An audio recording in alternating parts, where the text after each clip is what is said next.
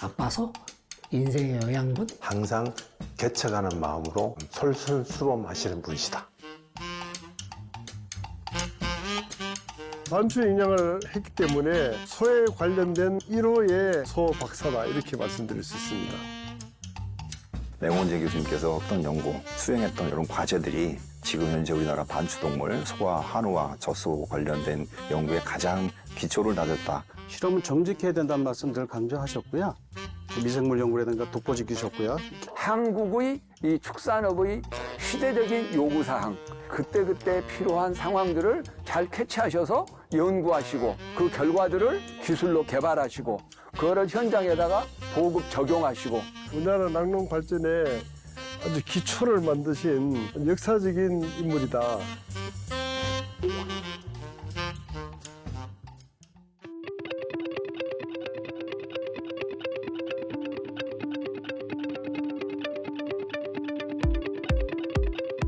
같은 사료를 먹이면서도 더 생산성을 높이기 위해서는 영양, 사료의 영양이 중요한 거예요.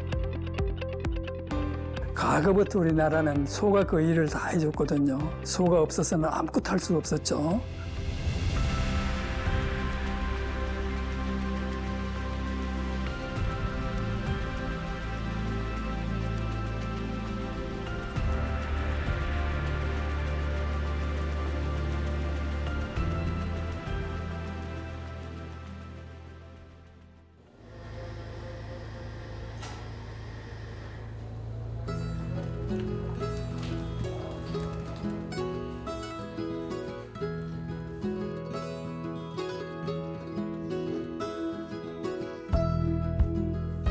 아유, 소는 어렸을 때부터 많이 봐왔죠. 우리 시골에서 보면은 그 외양간에 어느 집이든지 농부들은 다 한 마리가 있잖아요. 그게 커서 밭을 가고 논을 갈고 그것이 우리나라의 전통적인 한우라고 그러죠. 그러나 그것만 가지고는 농가 수익을 가져오기 어려우니까 60년대 초에 외국에서 이제 그 젖소를 수입해 왔어요. 수많은 미국산 젖소들이 지난 몇 해 동안에 각 구호단체를 통하여 우리나라에 들어왔습니다. 그 젖소 중에서도 가장 우유를 많이 생산하는 홀스타인 종을 수입해 왔죠. 그래서 우리나라 젖소는 주종이 이제 홀스타인이에요. 소 중에서도 그 홀스타인 소, 우유를 짜는 소를 갖다 전공한 사람이죠. 네.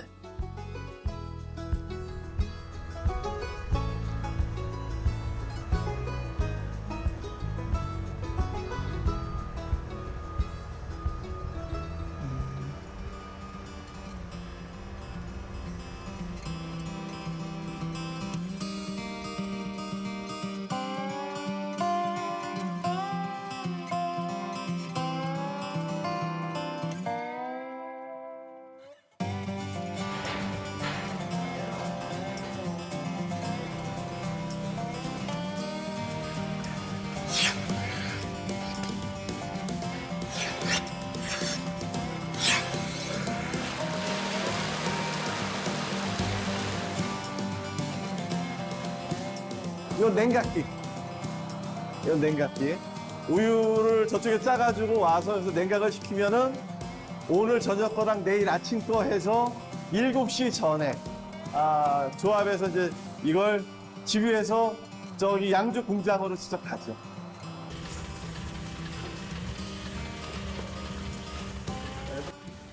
이 숫자는 이제 오늘 나온 유량이고 여기 고유 남바. 관리번호. 자동으로 이제 되는 네네. 그리고 지금 여기 불이 꺼진 거는 지금 다 짰다는 거고요. 이게 기록으로 다 이제 여기서 다 짜면은 메인 컴퓨터로 다 올라가고 기록이 되죠.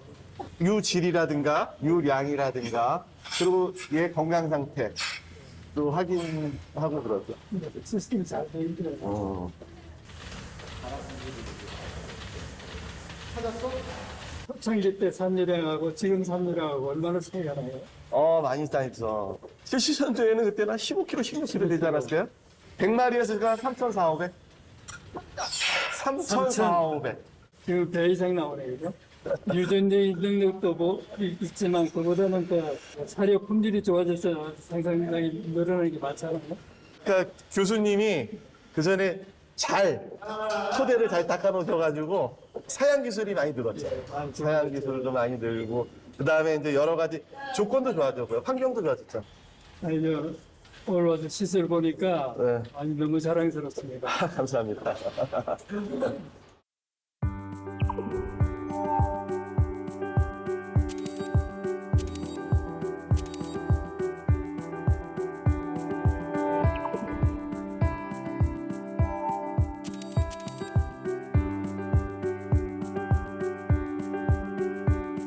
사료의 영양이라는 확실한 개념보다는 그 소들이 이런 것을 먹여야 된다 해가지고 먹이는데 그것이 이제 소한테 맞는 사료냐 아니면 그 이 소가 성장하는 데 맞는 사료냐 이런 깊은 개념은 없었죠, 그죠? 구체적으로 이제 그 영양소 함량이라든지 섭취량이라든지 이런 것을 다 규명해가지고 또 거기에 맞게 이제 다른 사료까지 섞어서 주면은 더 그 잘 크고 생산성을 높일 수 있잖아요, 그죠? 좋은 영양을 갖춘 사료를 개발하는 거 그것이 사료 영양학이죠. 예.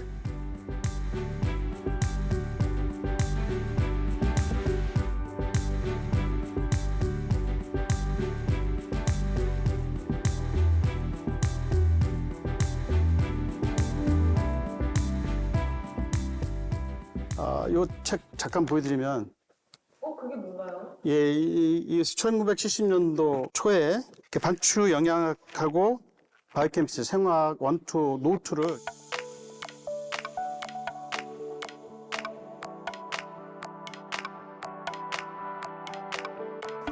강의를 직접 실험 디자인도 하시고요. 직접 포인을 쓰셨습니다. 이렇게. 근데 가끔 몇 장 보시면 이게 그냥 생화학입니다, 그냥. 그냥 단순한 학문이 아니에요. 미생물을 같이 하는 것은 영양학 중에. 그래서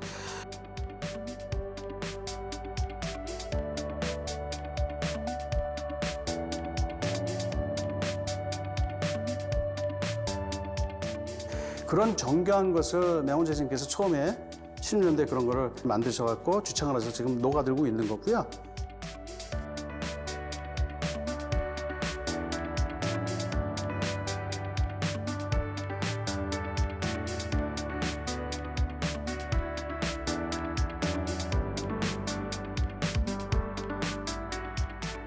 비가 많이 오면은 앞에 개울이 있어가지고 다리를 갖다가 매년 놓는데 이렇게 떠내려가 버려요. 보호를 이렇게 막아놨는데 거기 옷보따리랑 옷벗어 다 우리 메고 혼자 학교 갔어요. 물이 하도 세기 때문에 죽을 수도 있잖아요. 그래도 위험을 쓰고 그건 학교 가고 그래서 학교를 안 간다는 거는 상상을 할 수가 없었어요. 공부를 꼭 어떻다 하는 생각도 없으면서 내가 할 일은 그거다.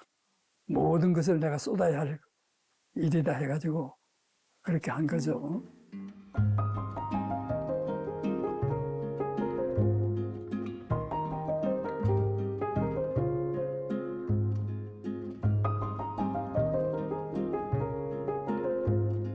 농촌 부흥을 위해서 축산대학을 만든다. 전혀 기업이 장학생이다. 졸업후에 덴마크 보내준다. 이게 크게 났었어요. 그거 딱 신문지 이제 보고 다른 것보다 다 이거다 하고 그냥 선택한 거죠.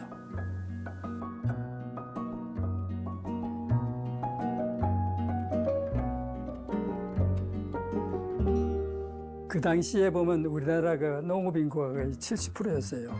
지금은 23%밖에 안 돼요. 우리 건국대학교 설립자 선생님이 국민들이 전부 잘 살기 위해서는 농촌이 잘 살아야 된다. 그렇기 때문에 이제 우리 축산대학을 설립한 거거든요.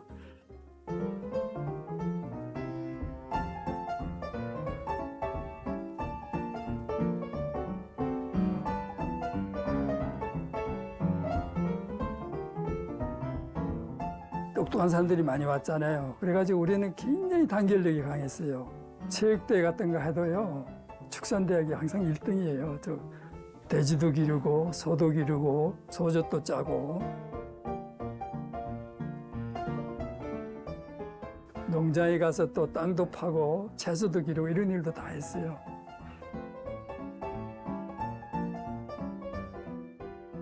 설립자가 등록금을 갖다 다 면제시켜서 먹는 것까지 먹여주면서 공부시킬 때는 그만한 이유가 있잖아요. 그죠? 그 주 이유가 뭐냐면은 앞으로 농촌을 부흥시킬 수 있는 그런 인재가 돼야 된다. 너희들은 고구마 일꾼이다.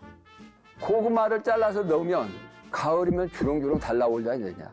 너희들이 농촌 들어가서 고구마 일꾼이 되면 우리나라 농촌이 바뀌게 될 것이다.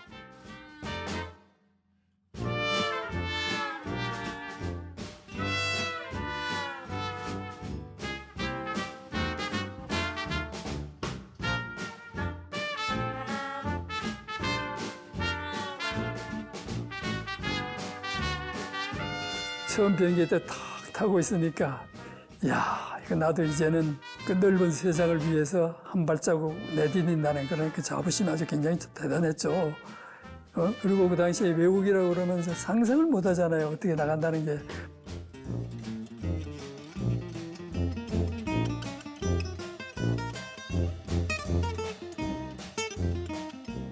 이게 무슨 책이냐면 우리 축산대학 최초로 나온 학생연합회 회보야. 그러니까 맹 총장님이 65년도에 덴마크에 유학 가셔가지고 여기에다가 글을 투고하셨어. 해외 특집으로 외국 농업의 발전상 해가지고 덴마크의 농업.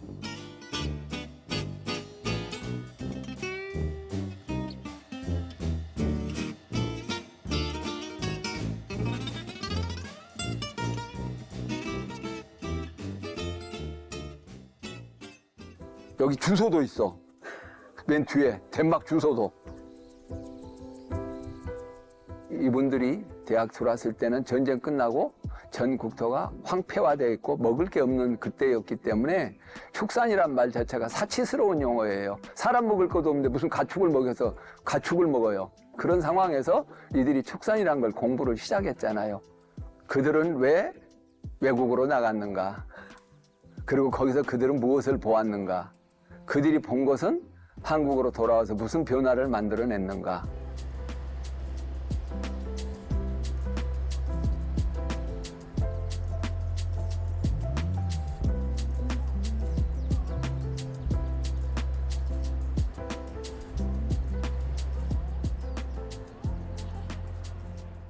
소들을 보면은 열심히 가서 풀을 뜯어먹죠, 그죠? 뜯어먹고 그냥 생겨요, 그냥. 제대로 씹지도 않고 다 생겨요. 위가 반추동은 4개가 있어요. 그 중에서 제일 큰 데가 제1위예요. 1위를 갖다가 반추위라고 그래요. 거기다 사료를 다 채워요. 그 다 뜯어먹고 나서 이제 근원이라든지 휴식처에 가가지고 다시 먹은 걸 꺼내요. 꺼내가지고 입에서 다시 씹어가지고 다시 생겨요. 그래야 소화율을 높이거든요. 대세김질, 그게 반추예요. 대세김질. 닭이라든지 돼지보다는 사람이 안 먹는 사료를 먹여서 고기를 생산하고 우유를 생산하는 이런 가축이 미래지향적으로 상당히 우리들한테 도움이 되는 게 아니냐 해가지고 제가 반추동물을 전공한 거예요.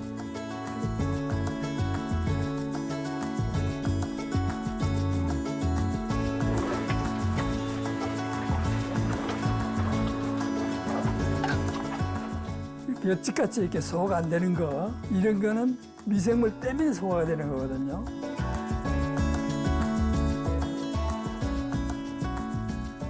우리 자체에 있는 소화 효소는 소화 전혀 소화 못 시켜요.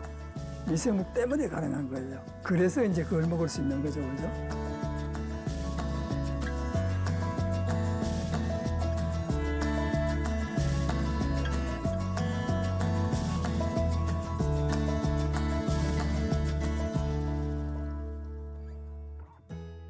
반추위가 있기 때문에 미생물이 살 수가 있는 거고, 또 미생물이 이제 삶으로써 우리가 사료를 소화시켜 가지고 소들이 이용할 수 있는 에너지원이라든지 기타 영양소를 갖다 공급받을 수 있는 거고, 그래서 서로 이 동생관계가 굉장히 존재하죠. 이 학문의 전체적인 어떤 철학적인 배경이 특히 다른 동물도 마찬가지겠지만 소는 공생, 심바이시스를 하는 것이다.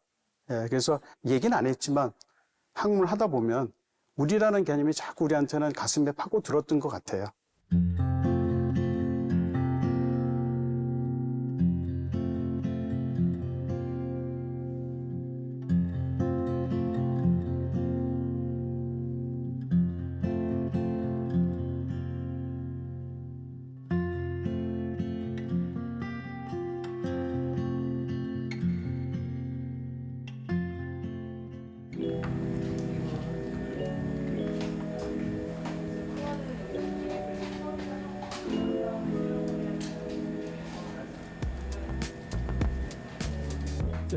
교수. 아유, 교수님. 아유, 안녕하세요. 잘 있었어요? 네, 네. 건강하셨죠? 그럼요. 아유, 이렇게 학교는 오랜만이시죠? 그래 오랜만에 왔죠. 네. 우리 대학원 학생들입니다. 자, 인사. 반가워요. 오늘 악수 한번 합시다. 반가워요. 반갑습니다. 오늘 옛날의 추억을 한번 더듬으시라는 의미에서 준비했습니다. 와우. 네.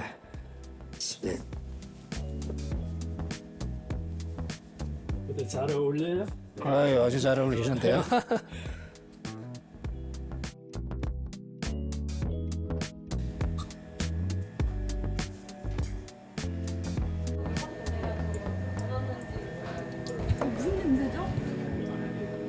소 위에서 미생물들이 사료를 발효를 시키면서 나오는 그 가스의 냄새인데요. 에너지를 만드는 과정 속에서 나오는 산물인 휴바라는 지방산 냄새인데, 이게 우리가 상상하던 무슨 냄새예요, 교수님?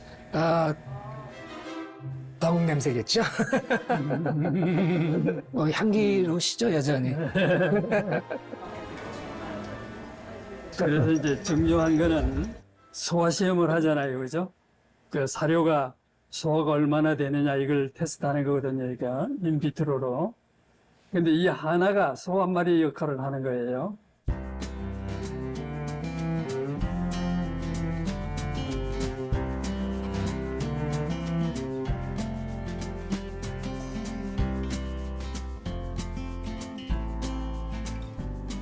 여기 시료를 일정량을 넣고 버파액을 넣고 그다음에 이 미생물을 넣고 뚜껑 닫아놔요. 완전히 닫아 놓는데 가스가 차면 이 가스가 나올 수 있도록 여기 장치를 만들어놔요. 그래가지고 39도씨에서 배양하고 남은 것이 얼마만큼 남느냐, 소화가 되고 남느냐 이걸 재거든요.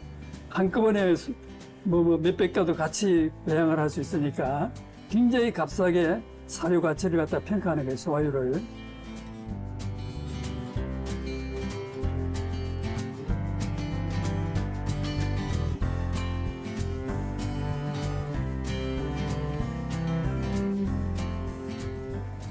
저는 옛날에 이게 너무 신기했어요. 네, 그때.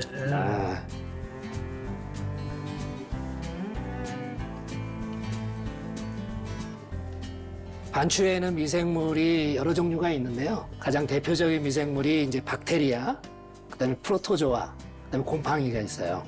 근데 이 지금 보이시는 이 미생물들은 이제 프로토조아 미생물입니다. 그리고 이제 박테리아가 만들어 놓은 이 단백질은 거의 대부분이 이제 그 소장으로 넘어가 가지고 단백질 원으로 쓰는 거죠. 그죠? 우리가 어떻게 하든지 이 박테리아를 많이 살리게 하는 것이 굉장히 그 사료를 이용하는 데 중요하죠. 사진을 제가 하나 가져왔는데, 지금 이겁니다. 이게 우리 실험실에서 가장 중요한 중간에 있는 컨티뉴스 컬처 시스템, 연속 배양 장치입니다. 요거 6개가 있는데, 이게 소 한 마리 한 마리의 그 인비트로 실험인데, 이렇게 연속적으로 할 수 있는 실험으로 된 것입니다. 그 마장동에서 위액을 떠온 것을 여기에다가 넣어서 배양을 하는 겁니다. 연속적으로 모든 것이 다 해결이 돼가지고 논문이 많이 나왔죠. 해외에서 배워오신 배워온 것입니다. 이제 해외에서도 인비트로 실험을 하셨어요. 80년대 초에 실증이 맞도록 모디파이 한 거죠. 저는 여기서 이제 반추 영양을 하고 있기 때문에 전 사료 공장에서도 일을 하고 있었고, 그리고 현재도 개인 사업을 하고 있는데 이걸 다 이용을 하고 있는 거와 마찬가지입니다. 이 학문적 베이스가 이것이죠.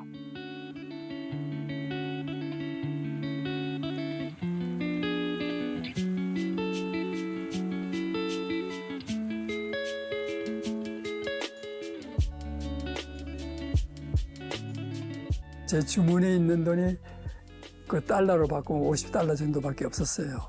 그러니까 이제 비행기표가 살 겨울이 없잖아요. 그래서 먼저 덴마크에 같이 있다가 카나다를 간 이기대라는 친구한테 제가 그 편지를 보냈어요. 외국을 나가려고 그러는데 비행기표가 없다. 네가 사서 보내면은 내가 그 미국에 그 카나다 가가지고 내가 벌어서 갚겠다.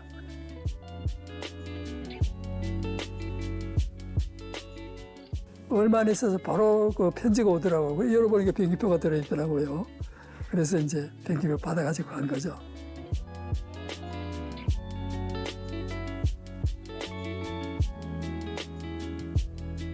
그러니까 이제 그 다음 날부터 이제 직장을 얻어야 되잖아요. 그래서 이제 맨파워 센터를 갔어요. 뭐 주소랑 뭐 써가지고 저 여기 한번 찾아가 보래. 성 마가렛 병원이에요. 주로 암 환자들이 그 치료받는 그런 병원이에요. 우리 식당에는 접시 닦는 일밖에 없다. 결정은 네 맘대로 해라. 급하잖아요. 그러니까 그럼 좋다. 뭐 좀 있으면 내가 대학원 갈 건데 뭐 어떤 직장 가지 무슨 뭐 상관이 있어 해가지고 그래 좋다. 그러고 받은 거죠. 그 당시에는 고무장갑 없었어요. 손이 퉁퉁 부으니까 피가 나더라고요. 자꾸 아침에 와서 일을 하려고 그러면 코피가 자꾸 터지고 그런 걸 느꼈지만 이 일이 내가 대학원에 갈 수 있는 터전을 마련해 주는 거다. 그건 분명히 하고 있었어요. 그러니까 우리 사람한테도 이야기도 안 하고 아주 즐거운 것처럼 일하고.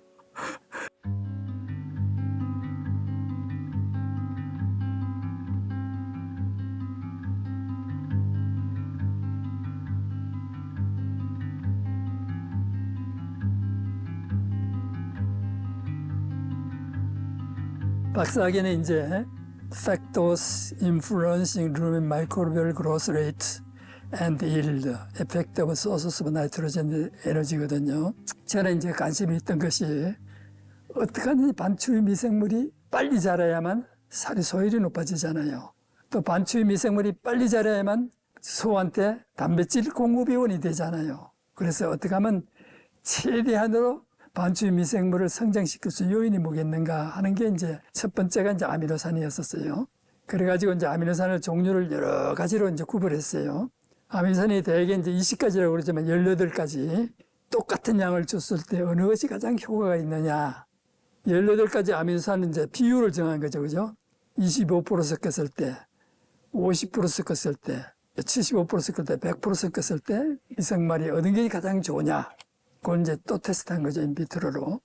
요소 질소에다가 18가지 아미노산을 25% 줬을 때가 제일 성장률이 좋아요.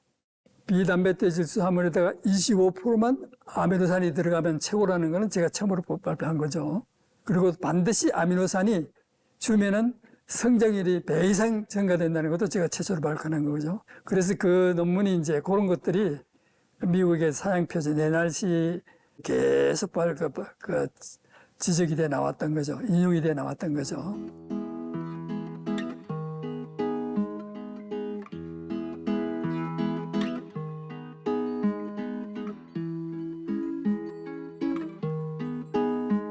닥터 브라이언트가 그 일리노이 대학에 제가 간 거, 그 양반이 직접 전화가 왔어요. 나한테로 오지 않겠느냐. 근데 그 양반이 이게 왜냐면은 내 논문 보고, 학회지에 실린 논문 보고.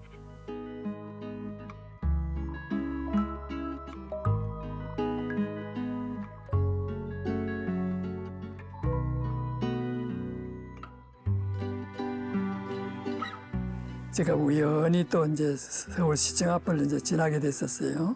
갑자기 애국가가 울려 퍼지니 말이에요. 사람들이 전부 다 차렷하고 시청 앞을 보면서 이렇게 이러고 있는 거예요. 나는 자랑스러운 태극기 앞에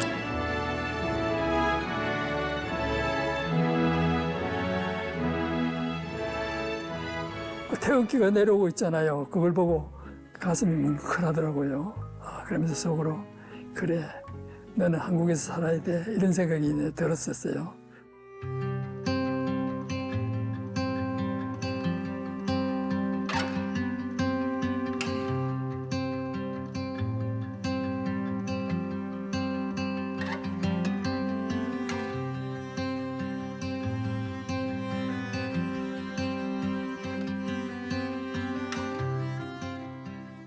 이 영화는 아모니아 처리 집사료의 효용 가치와 그 처리 방법을 소개함으로써 양축농가 여러분이 사료비를 절감하고 소득을 증대하는 데 도움을 드리고자.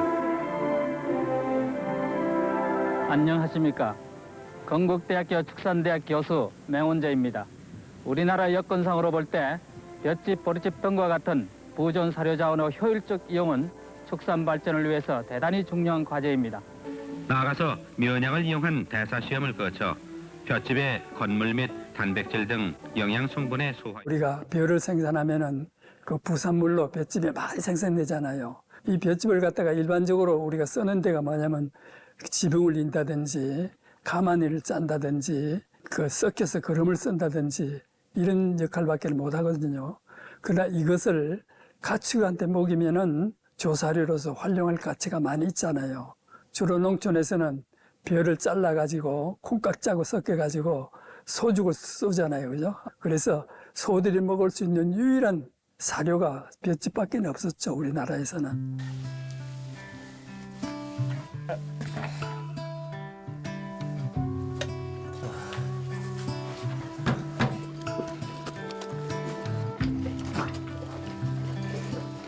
인구 500만 명의 100만 두의 젖소를 사육하고 있는 덴마크는 70년대 초반부터 시작된 암모니아 처리 집사료 보급이 이제 정착 단계에 이르고 있습니다.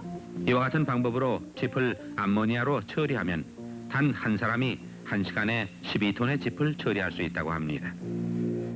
현재 소해주고 있는 사료는 암모니아 처리 집사료와 소량의 무기물만 급여하고 조사료는 전혀 사용하지 않는다고 합니다. 노만 씨, 조사료를 암모니아로 처리한 짚만 급여한다는 데 놀랐습니다.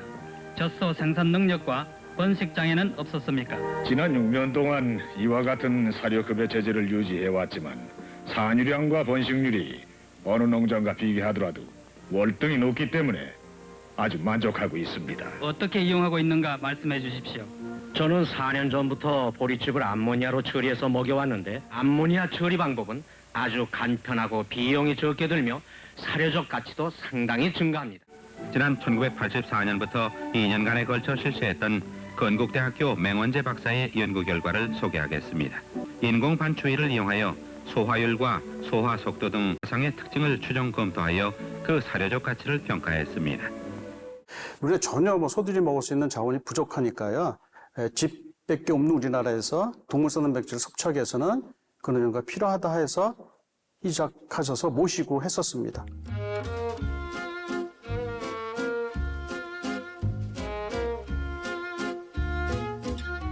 암모니아는 볏짚 중량의 3%를 투입해야 하므로 50kg 용기 2개, 즉 100kg을 투입하게 됩니다.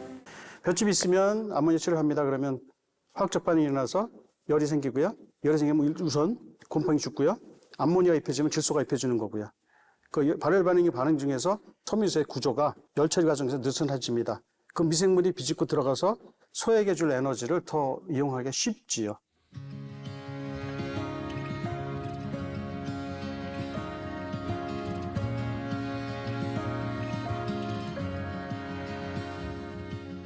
이제 볏짚을 암모니아로 처리해서 오는 수익 증대 효과를 보겠습니다. 무처리 볏짚구가 33만 원인데 비해 암모니아 처리 볏짚구는 33%가 증가된 44만 원으로 약 11만 원 이상 수익을 더 올릴 수 있었습니다.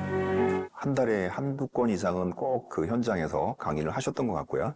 특히 농가가 요청하는 강의는 거의 마다하지 않고 강의하셨던 것 같습니다. 저희 아버님도 목장을 하셨거든요. 저희 교수님께 강의 요청도 하고 강의도 받았습니다. 저희 아버님이 그런 말씀 하시더라고요. 너도 강의를 하면 너희 지도교수처럼 강의했으면 좋겠다.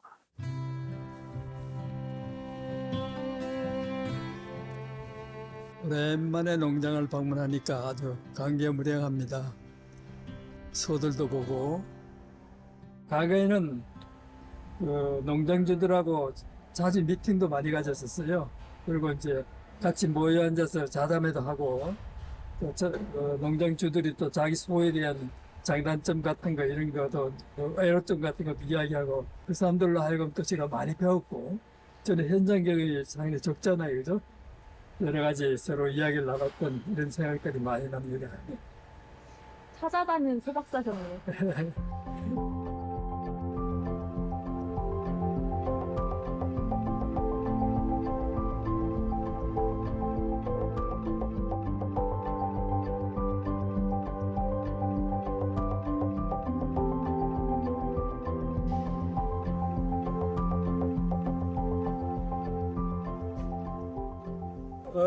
오랜만입니다. 예. 아유, 반갑습니다. 여전히 건강하시네요. 예. 잘 지내시죠? 예, 예. 예, 공장 이제 명원재 교수님이시고. 네, 원재입니다. 반갑습니다. 수고 많으시죠? 예. 이 공장을 우리 전공 서적을 통해서 만났습니다. 우리 한국연예 같은 그 세대는 우러러 보기도 힘든 이런 정도의 차이가 있죠. 아마도 경주에도 예, 셀 수도 없습니다. 셀 수도 없을 만큼 제가 76년도에 귀국해서 얼마 안 있어서 바로 여기에 이제 이 우유 회사하고 인연을 맺어가지고 제 자문위원으로 위촉받아가지고 그래서 사원 교육도 하고 또 양축과 세미나도 하고 그 오랫동안 그 일을 하고 왔죠. 무슨 식품이든지 제일 중요한 게 원료잖아요. 그 원료를 생산하는 젖소. 젖소에게 좋은 영양분을 공급하고 젖소가 건강하게 좋은 젖을 많이 생산할 수 있게 한 최초의 기술 제공을 한 분이 우리 맹 교수님이세요. 그런 의미에서 상당히 오늘 이 공장 방문이 굉장히 의미가 있죠. 예.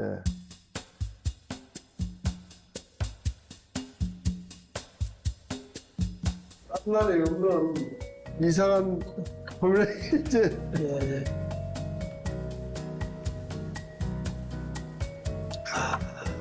여기 와서 먹으니까 새롭네 또. 맛있어야죠. 우리나라가 이제 그 70년대 중반까지도 국민소득이 1000불도 채 안 됐어요. 경제개발이 잘 성공적으로 돼서 70년대 후반 돼서는 3000불 이상 됐거든요. 세계 어느 나라든지 국민소득이 3000불 정도 되면 우유를 마시기 시작해요. 그 우리나라도 70년대 후반부터 우유 소비가 폭발적으로 늘어나기 시작해요.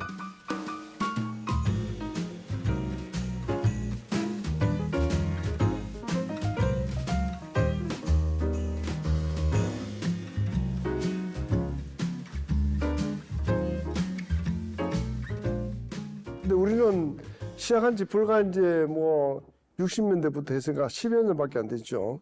그러니까 아직 초기 단계고 생산성도 아주 낮고, 그러니까 우리가 라운드가 되면 이제 시장 개방이 되면 바로 이제 우리는 망할 수밖에 없죠. 경쟁력이 없으니까. 모든 것이 기초가 되는 것이 소의 영양분을 잘 합리적으로 공급하는 게 중요하다.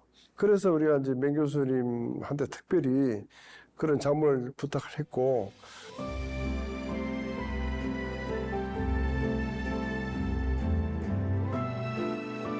우리나라 낙농이 현재 세계에서 제일 높은 수준에 와 있어요. 생산성도 그렇고 특히 유질 같은 것은 유질이라는 건 이제 세균수라든가 체세포수, 그 안에 들어있는 단백질이라든가 뭐 지방분이라든가 이런 성분으로 보면 지금 세계 최고 수준이에요.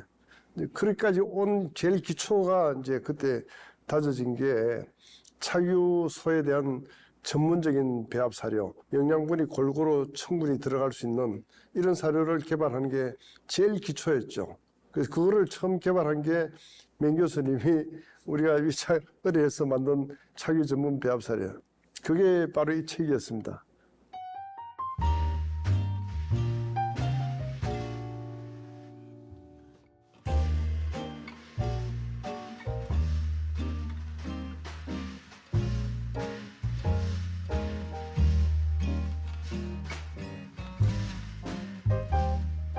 다른 나라에서 볼 수 없는 이런 특이한 포뮬라를 만드신 것이 제 여기에 맞춰서 여기 비지 같은 게 있잖아요. 이런 건 여기 없잖아요. 이 책을 안 봤어도 제가 이걸 기억해요. 자료 샘플을 여러 군데서 모아가지고 우리나라대로 분석을 하고 그 영양소 성분을 전부 다 분석해야 알잖아요. 그래가지고 만든 거죠. 이거 말고 그 이후에도 원료를 계속한테 보내주면 우리가 그 데이터를 갖다 전부 영양 분석해가지고 매년 그 서울에 보냈어요. 그게 아주 그 사료 그 영양 성분이 기초 자료가 됐어요. 굉장히 중요해요. 풀뿐만 아니고 이제 식품 부산물도 많잖아요. 뭐 비지라든가 아까 얘기한 맥주 찌꺼기라든가 뭐 굉장히 그런 점에서 경제적인 그 도움도 많이 됐죠. 농민들이 값싼 그 식품 부산물을 잘 영양적으로 이용할 수 있게 그러니까.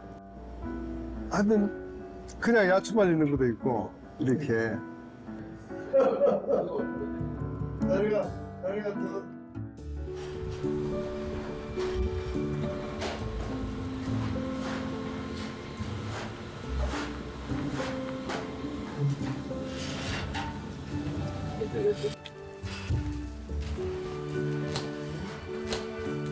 이거는 알팔파. 네. 이것도 미산. 미국산. 같은 수고, 그 모카시. 모카시아. 네. 네. 스위트온 거죠. 네네네네. 브라질산도 있고, 호주산도 있고, 미산이 있는데, 호주산이 제일 좋더라고요. 호주산이 면실도 좋죠. 그 지방 함량도 좋고, 에너지 함량이 굉장히 높죠. 이게 이 안에서 품새가 돼요.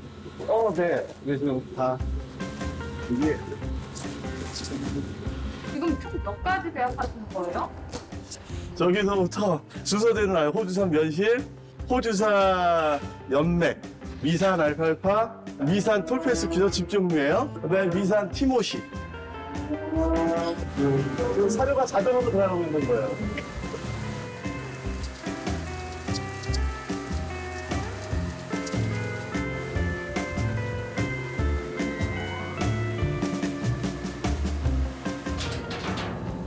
웬만한 규모가 있는 농장들은 전부 다 TMR사를 쓰거든요. 이것도 80년도 중반 넘어서 제가 이제 소개한 거예요. 외국에 이제 여러 가지 문헌 봐가지고 앞으로 TMR로 가야 된다 했는데 이렇게 되잖아요.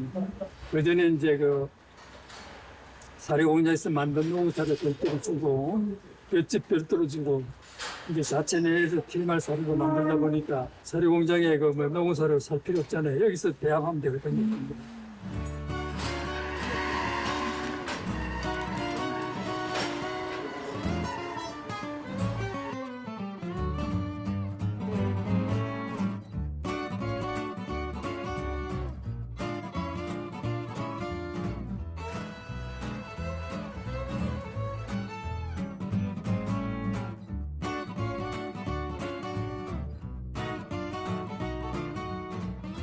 우리는 항상 그 문헌을 많이 보니까 외국에서 많이 사용하고 있는 방법, TMR 상태로 먹였을 때 그 비교한 논문들이 많이 나오잖아요. 그런 거 보고 우리도 이렇게 해야 되겠다 하는 거죠. 약간 칭찬이나 이런 거 못 받고 이러면 좀 서운하지 않아요? 우리 뭐 학자니까 뭐 칭찬 듣기 위해서 하는 건 아니잖아요. 그 내 나름대로 하여튼 소신껏 이렇게 했다.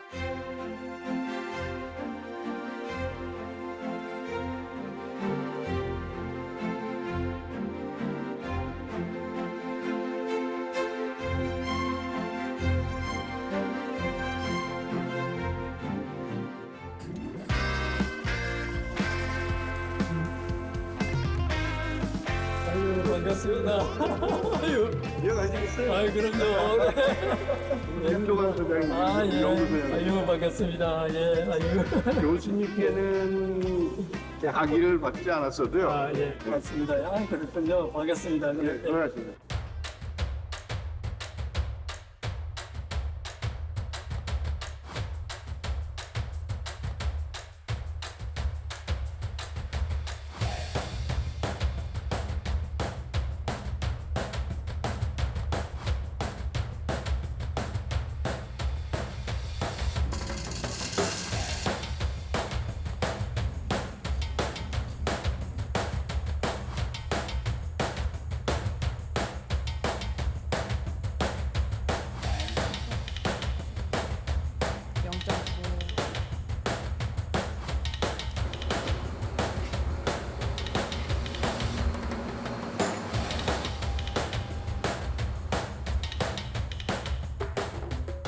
제가 총장님 88년도 입사를 했거든요. 이 연구소가 그때 장무국 교수님한테 전해드리긴 했어요. 그 어느 때보다 얼굴이 밝으세요. 새삼스럽게 여기 오니까 옛날 생각도 나고 그때 또 제가 젊었을 때 아주 팔팔할 때잖아요. 지금은 나이가 많아졌지만. 사료산업연구개발 자문위원회라고 있어요. 제가 입사를 88년도 했는데 그때 총장님이 거기 제가 입사할 때부터 이제 그 위원장님으로 역할을 하시면서 사료는 이렇게 생산성 있게 만들어야 된다. 이렇게 안전성 있게 만들어야 된다. 그러니까 사료 공장의 운영 생산에 대해서 자문을 많이 해주셨죠. 사옥을 옮겨올 때 실험실을 제가 다 디자인했고 거기 기자재 사오는 것을 제가 다 선정했거든요. 대한민국에서 최고였었습니다. 제일 좋은 걸로 제가 선정했으니까. 싫은 소리 많이 하셨어요. 사료 회사가 뭐 이렇게 해야지. 뭐 쉽게 하면 사료 회사가 돈만 벌려고 그러면 안 된다. 뭐를 해야 되지 않냐. 그 가축의 생산성은 얼마나 좋은 사료를 먹이느냐 안 먹이느냐에 달려 있잖아요, 그죠? 얼마나 좋은 사료를 만드냐 하는 거는 그 사료의 영양 성분을 정확하게 알아야 되거든요. 그래서 그런 기초 자료를 사료협회에서 제공했으니까 좋은 사료를 만드는데 큰 기여를 한 거죠. 아마 이게 이제 거의 마지막일 거예요, 아마. 그거라고 달라진 게 자동화된 장비들이 많이 늘었습니다. 네. 이제 스크러버 끝난 거는 자동으로 이렇게 넣어서 직접 오토 샘플러를 해서 많이 올리고 있습니다. 예, 수고 많습니다. 예. 예, 사료를 무기물로 만들어서 주입을 했을 때 아주 미량의 무기물과 중금속을 검출, 확인할 수 있는 분석 장비가 되어 있습니다. 예, 불꽃으로 특정한 파장에 빛이 나오게 되고요. 그 나온 빛을 검출기가 잡아서 전기적인 신호로 바꾸고 그 결과를 컴퓨터로 처리해서 저희는 아주 미량도 정확한 값으로 얻어내도록 하고 있습니다. PPB 레벨이라고 해서 10억분의 1 정도까지 검사하고 확인하는 장비를 저희가 사용하고 있고요. 교수님께서는 중금속 검사 어떻게 하세요? 그때는 이런 시스템이 없고 사실 중금속은 그 엄밀하게 잘 분석하기가 상당히 어려웠죠. 그때는. 우리가 납, 카드뮴, 비소, 크롬. 모든 샘플이 들어오면 다 일단 검사를 하는 거죠. 네, 맞습니다. 중금속이 나오면 이 수치가 피크가 이렇게 올라가게 됩니다. 이렇게 올라가게 되면 저희가 이 그래프를 보고 이제 중금속이 이제 검출되었다. 근데 요즘 주로 검출되는 중금속이 뭐예요? 문제가 많이 되는 게 납이랑 비소 쪽으로. 비소. 네. 그리고 우리 후배들이 열심히 노력한 결과 우리나라 사료 산업이 이렇게 발전됐구나. 사료를 만드는 그 자체도 상당히 선진국에 뒤처지지 않을 정도로 잘 만들고 있구나 이런 자부심을 갖습니다.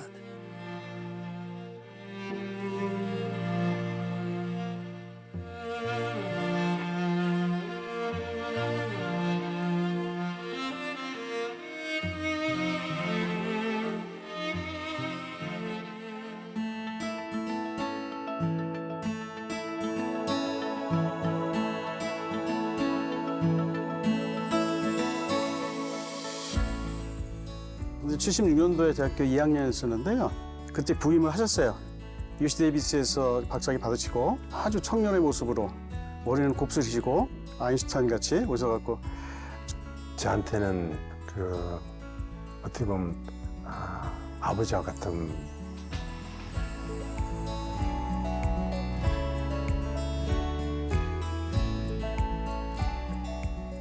저한테 이제 새로운 세상을 볼 수 있는 것을 만들어줬다.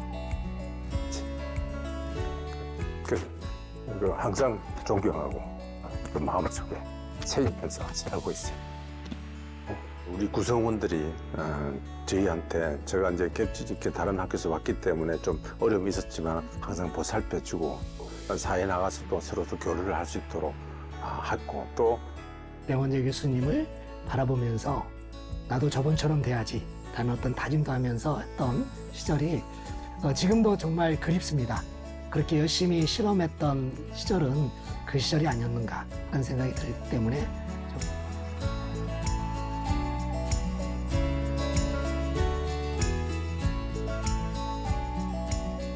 그 영원회가 앞에 그 영자가 우리 영양강을 한다라는 측면이에요. 원은 명원재, 으뜸원자를 넣어가지고 영원회라고 하는 제자들이 영원히 같이 함께 하자. 그리고 계속 공부하는 것에 끊임없이 나가자 하는 측면에서 그래서 영원회예요. 이게 전 개인적으로 조직의 반지라고 얘기를 하고요. 그렇지 않으면 그 사단, 명원재 교수님 사단의 반지입니다. 근데 더 뭉클한 자료들이 많을 텐데, 아침 8시경부터 저녁 9시까지 실험을 하면서 식구랑 같은 식사하는 거잖아요. 자연스럽게 식구라는 용어가 서로들 얘기하고 있습니다. 그러면 같이 밤 11시 이렇게까지 일을 해요. 일을 같이 하다가 나가요. 나가면서 이제 우리가 정문 앞에서 뒤를 돌아봐. 보면 다른 방에 다 불이 다 꺼져 있으면은 대학원에서 야, 우리가 제일 일 많이 하고 가는 거지? 하면서 서로 웃어가면서 재밌게 나가요. 이런 식으로 아주 재밌게 지냈어요, 같이. 근데 맹원제에게 사료란? 최고 영양 덩어리잖아요, 그죠? 사료가 발전돼야 우리 축산업이 발전되잖아요, 그죠? 죽어서 다시 태어나가지고 내가 갈 길이 뭐냐? 반드시 내가 길을 찾아가야 된다면은 난 다시 학자로서 그 길을 걷겠다. 그 학생을 가르치는 이것이 천직처럼 굉장히 좋았어요. 그래서 다시 태어나도 지금 걸어온 길을 다시 걸을 겁니다. 저는. 학자로서 길이 무지무지 행복합니다.